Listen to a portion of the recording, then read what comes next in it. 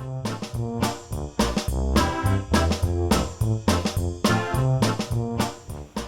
everybody, could you use some good news? Well, let's start with this. Last week, NASA announced more fascinating discoveries from New Horizons' visit to Pluto. It's been known since 1988 that Pluto has a thin atmosphere, but New Horizons images released by NASA last week show something surprising. The thin, hazy atmosphere that surrounds Pluto is blue. An atmosphere appears blue because of what's called Rayleigh scattering, which occurs when tiny molecules scatter sunlight. On Earth, those molecules are mostly nitrogen and oxygen. On Pluto, it's more likely the blue atmosphere is caused by molecules called tholins, which are common on bodies in the outer reaches of the solar system. The other major announcement from New Horizons is that the surface of Pluto shows areas of exposed water ice. The areas are numerous but relatively small. The New Horizons science team is looking forward to investigating why water ice is visible in some regions of Pluto and not others. Next up, water on present-day Mars has also been big news lately. Now, a new paper suggests that the history of water on Mars is even more complicated than many thought it was.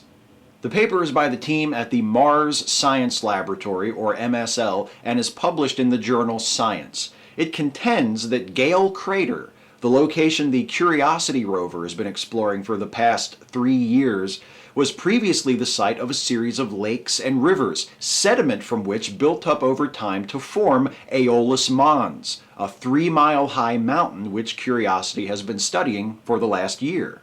The MSL team's interpretation of Curiosity's findings contradicts a commonly held model of the ancient Martian climate, which says Aeolus Mons resulted from the accumulation of dry sediment. If the conclusions of this new paper are correct, ancient Mars had a thicker atmosphere and a more robust hydrosphere than previously thought. Boy, did 20th Century Fox time the release of The Martian perfectly, or what?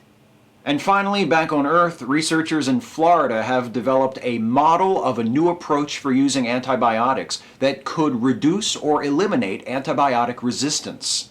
In the US, 23,000 people die from antibiotic-resistant infections every year. While new drugs are constantly being developed, another potential way to overcome resistance is simply to change the way we use the antibiotics we already have. Researchers at Moffitt Cancer Center in Tampa created a new mathematical model for antibiotic treatment that is designed to reduce or eliminate the development of antibiotic-resistant bacteria. The team found that the E. coli bacterium's resistance increased or decreased depending on the sequence of antibiotics given.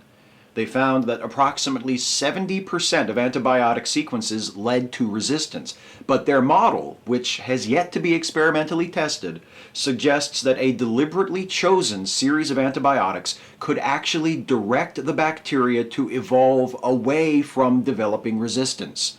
If this model is borne out in the real world, this could be very, very good news for doctors and patients everywhere.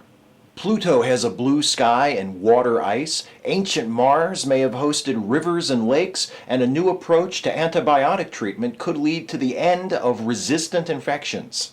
That's the good news.